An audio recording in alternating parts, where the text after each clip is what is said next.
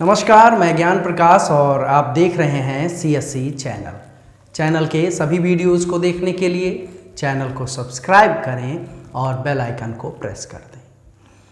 अभी तक हमने देखा कि कैसे महात्मा गांधी असहयोग आंदोलन करते हैं और अहिंसा को मूल हथियार मानते हुए जब चौरी चौरा की घटना होती है तो इससे आहत होकर वह आंदोलन को वापस ले लेते हैं। उनके सहयोगी ही उनकी निंदा करने लगते हैं। अंग्रेज़ सरकार उनको गिरफ्तार कर लेती है।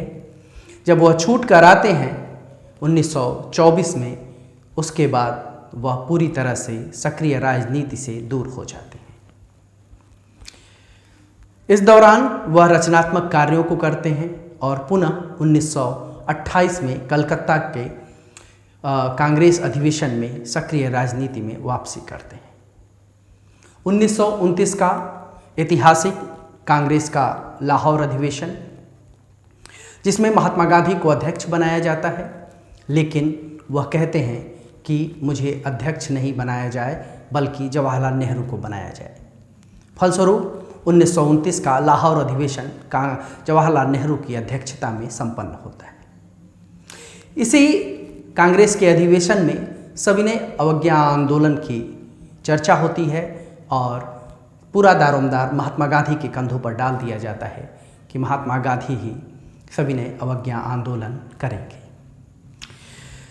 जवाहरलाल नेहरू लाहौर के इस अधिवेशन में डोमिनियन स्टेट की बात छोड़ के स्वाधीनता की बात करते हैं और कहते हैं कि स्वाधीनता का तात्पर्य है मेरा पूर्ण स्वतंत्रता।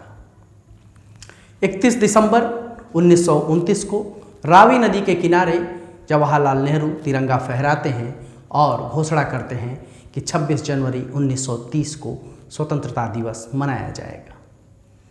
इसी क्रम में हम देखते हैं कि आगे 26 जनवरी 1950 को संविधान पूरी तरह से लागू होता है और गणतंत्र दिवस मनाया जाता है। कहानी आगे बढ़ती है। महात्मा गांधी को सविनय अवज्ञा आंदोलन का पूरा कर्ता धर्ता बना दिया जाता है, लेकिन महात्मा गांधी नेचुरल लॉ यानी प्राकृतिक न्याय के पुजारी हैं। वो सभी को मौका देना जानते हैं। वो कहते हैं कि पहले मैं वायसराय से बात करूंगा, अपनी मांग रखूंगा, अगर वह मान गए तो मैं सविनय अवज्ञा आंदोलन नहीं करूंगा। महात्मा गांधी अपने पत्र यंग इंडिया में अपना 11 सूत्रीय जो उनका कार्यक्रम है, जो उनकी मांग है, उसको रखते हैं और लॉर्ड इरविन को भी एक पत्र लिखते हैं और अपनी 11 सूत्रीय जो उनकी मांग है उससे अवगत कराते हैं। लॉर्ड इरविन उनकी मांग को सिरे से नकार देता है और उनसे मिलने से भी मना कर देता है। उसी दौरान अंग्रेज सरकार दमन चक्र चलाती है और सुभाष चंद्र बोस और अन्य बड़े नेताओं को गिरफ्तार कर लेती है। महात्मा गांधी इससे बहुत आहत होते हैं और कहते हैं कि मैंने घुटनों के बल बैठकर रोटी मांगी थी और मुझे पत्थर मिला।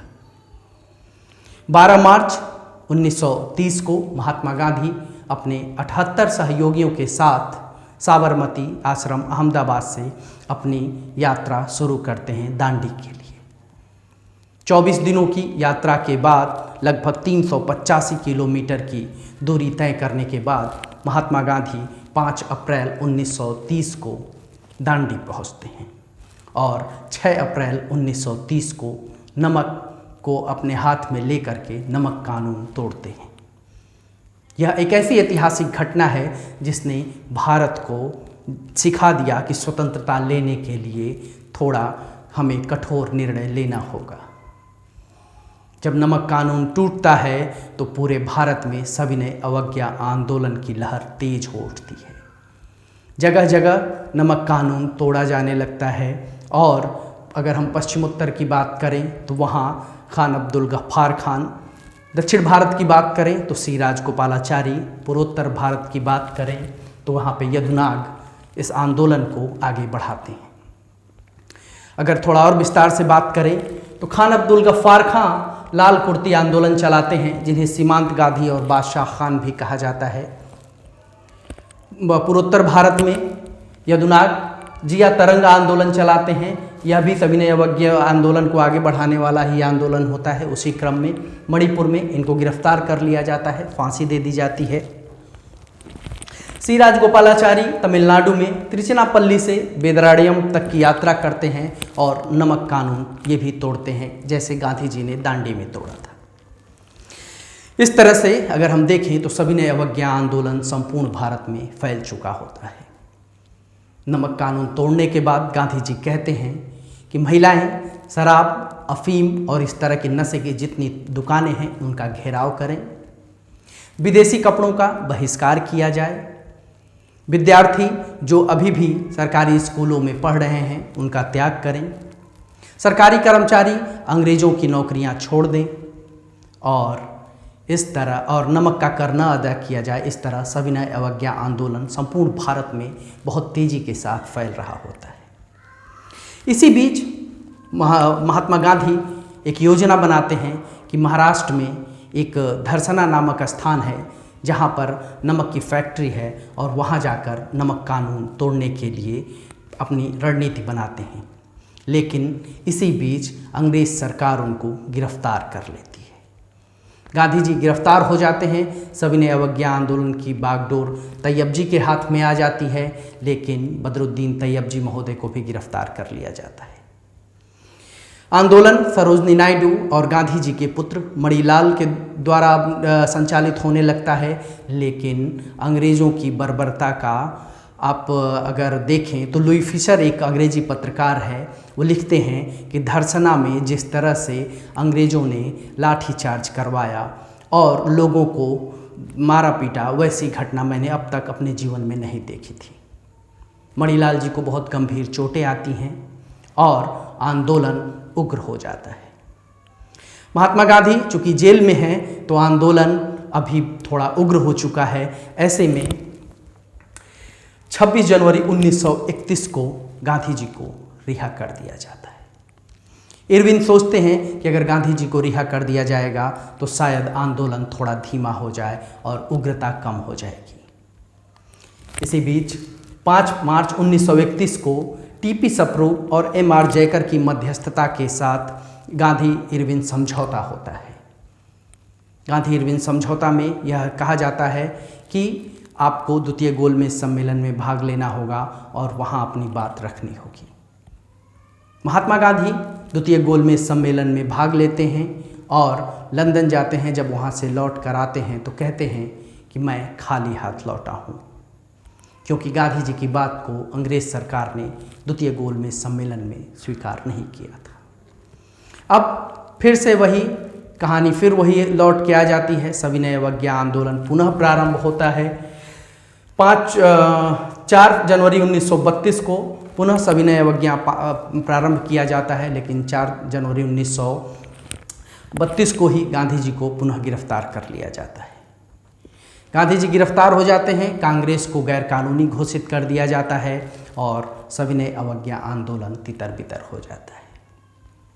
इसी बीच 1933 में सुभाष चंद्र बोस एक बयान देते हैं और कहते हैं कि गांधी जी राजनैतिक रूप से एक असफल व्यक्ति हैं। लेकिन क्या सुभाष चंद्र बोस जी के ये कहने मात्र से ऐसा मान लेना उचित है? क्योंकि हम देख रहे हैं कि जब जब महात्मा गांधी आ रहे हैं तब तब भारत व्यापी आंदोलन हो रहा है। और एक पत्रकार हैं, वो भी अंग्रेजी पत्रकार हैं, वो कहते हैं कि सविनय अवज्ञा आंदोलन के दौरान भारतीयों के मन में जो देश प्रेम उपजा वैसा पहले कभी नहीं उपजा था। यानी महात्मा गांधी के द्वारा जो भी आंदोलन किया जा रहा है, यद्यपि वह अपने अंतिम निष्कर्ष तक नहीं पहुंच रहा है, लेकिन उसका प्रभाव इतना दूरगामी है कि आने वाले समय में यही आंदोलन की जो रूपरेखा है, यह हमारे लिए स्वतंत्रता की सबसे बड़ी नींव तैयार हो रही थी। सविनय अवज्ञा आंदोलन इस मामले में सफल रहा कि वह भारतीयों में एक नई चेतना जगा पाया। असफल इस मामले में रहा कि इसका निष्कर्ष किसी को पता ही नहीं चला कि आगे होगा क्या। जनता शांत हो जाती है। सविनय अवज्ञा आंदोलन कांग्रेस के द्वारा मई 1934 में बम्बई के कांग्रेस अधिवेशन में वापस ले लिया जाता है। सविनय अवज्ञा आंदोलन महात्मा गांधी के द्वारा किया गया एक ऐसा आंदोलन था जिसने भारतीय जनमानस को सिखा दिया कि अब डरने की आवश्यकता नहीं है, धीरे धीरे हम स्वतंत्रता के करीब जा रहे हैं। इस प्रकार हमने देखा कि 1929 में कांग्रेस के लाहौर अधिवेशन में सविनय अवज्ञा आंदोलन को प्रस्ताव रखा जाता है और कहा जाता है कि महात्मा गांधी सविनय अवज्ञा आंदोलन का पूरा दारोमदार अपने कंधे पर रखकर चलेंगे। 12 मार्च 1930 को दांडी से प्रारंभ करते हैं दांडी मार्च और 6 अप्रैल 1930 को नमक कानून का उल्लंघन करते हैं महात्मा गांधी जी। 78 स्वयंसेवकों के साथ 385 किलोमीटर की दूरी 24 दिनों में तय करते हैं महात्मा गांधी। 9 अप्रैल 1930 को आंदोलन के कार्यक्रम की घोषणा होती है और महात्मा गांधी कहते हैं कि नशे की दुकान जितनी है वहाँ महिलाएं घेराव करें, विदेशी कपड़ों का बहिष्कार किया जाए, नमक कर न अदा किया जाए और विद्यार्थी और सरकारी कर्मचारी अंग्रेज की सेवा करना छोड़ दें। सविनय अवज्ञा आंदोलन को आगे बढ़ाने के क्रम में लाल कुर्ती आंदोलन खान अब्दुल गफ्फार खां चलाते हैं, जिया तरंग आंदोलन यदुनाग चलाते हैं मणिपुर में और तमिलनाडु में सी राजगोपालाचारी त्रिचनापल्ली से वेदारण्यम के बीच यात्रा करते हैं और नमक कानून का उल्लंघन करते हैं। इसी बीच धरसना कांड हो जाता है। 5 मई 1930 को यरवदा जेल में इनको महात्मा गांधी जी को जेल में डाल दिया जाता है, यरवदा जेल में, और 26 जनवरी 1931 को पुनः रिहा किया जाता है और 5 मार्च 1931 को गांधी इरविन समझौता होता है। यानी अगर हम देखें तो सबसे पहले 5 मार्च 1931 को सविनय अवज्ञा आंदोलन पर रोक लगती है, लेकिन जब दोबारा द्वितीय गोलमेज सम्मेलन से गांधी जी वापस आते हैं और उनकी बात अंग्रेज नहीं मानते हैं तो पुनः 4 जनवरी 1932 को प्रारंभ होता है सविनय अवज्ञा आंदोलन और मई 1934 में बम्बई के कांग्रेस अधिवेशन में सविनय अवज्ञा आंदोलन को स्थगित करने का निर्णय लिया जाता है। इस प्रकार महात्मा गांधी के जीवन में एक और आंदोलन जुड़ गया, सविनय अवज्ञा आंदोलन, और भारतीयों के मन में स्वतंत्रता के प्रति एक और बीज रोप दिया गया। बस कुछ दिन और महात्मा गांधी के नेतृत्व में ही स्वतंत्रता मिलने वाली है। फिर हम अगले वीडियो में मिलते हैं, तब तक आप पढ़ते रहें, व्यस्त रहें। नमस्कार।